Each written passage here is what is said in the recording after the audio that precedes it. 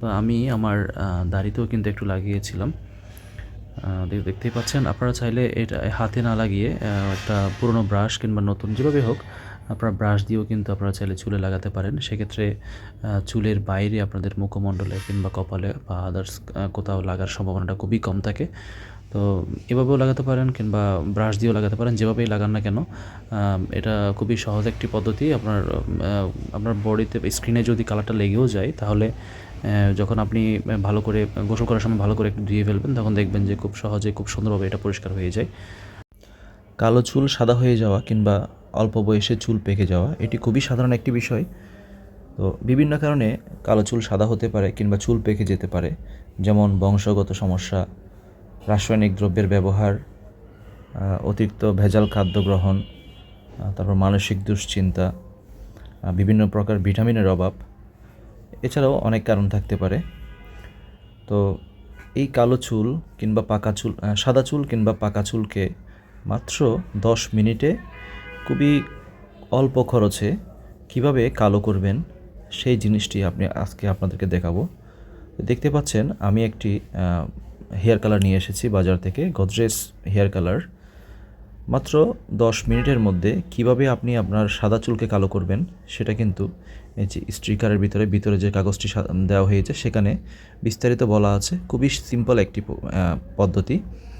আর সাথে কিন্তু দুটি পলিথিনের গ্লাভসও দিয়ে দিয়েছে তারা, যাতে করে এই মিক্সারটা তৈরি করার সময় বা এই যে শ্যাম্পুটা লাগানোর সময়, মাথায় লাগানোর সময় আপনার হাতে না লেগে যায়।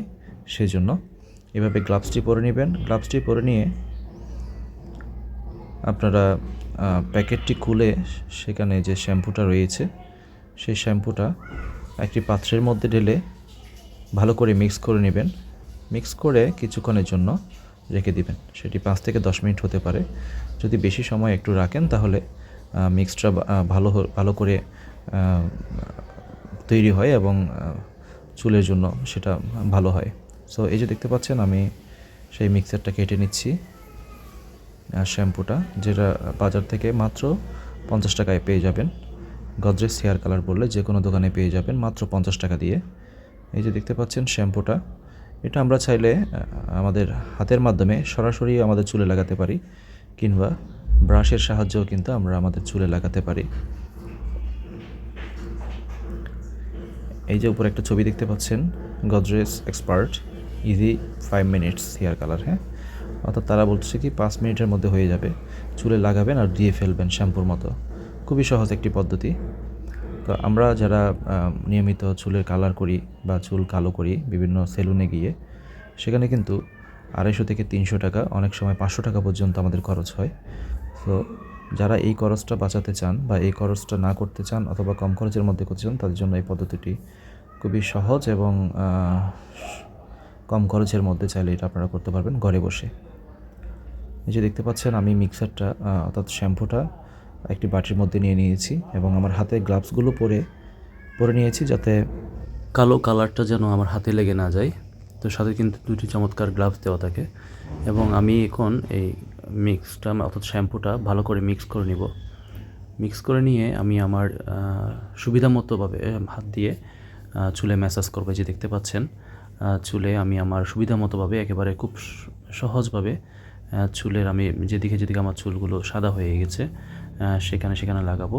এমনকি চাইলে আপনি আপনার দাড়িতেও কিন্তু লাগাতে পারেন, যাতে চুল এবং দাড়ি দুটোই সমান সুন্দর দেখায় এবং একই কালারের দেখায়। অর্থাৎ যখন আপনি কালার করবেন, কালারটা লাগাবেন, তখন কিন্তু চুলগুলো চমৎকারভাবে কালো, খুব সুন্দর একটা কালার চলে আসে, একেবারে ঝলঝলে একটা কালার চলে আসে।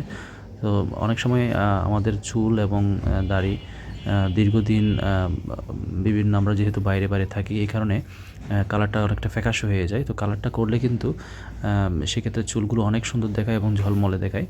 তো আমি আমার দাড়িতেও কিন্তু একটু লাগিয়েছিলাম।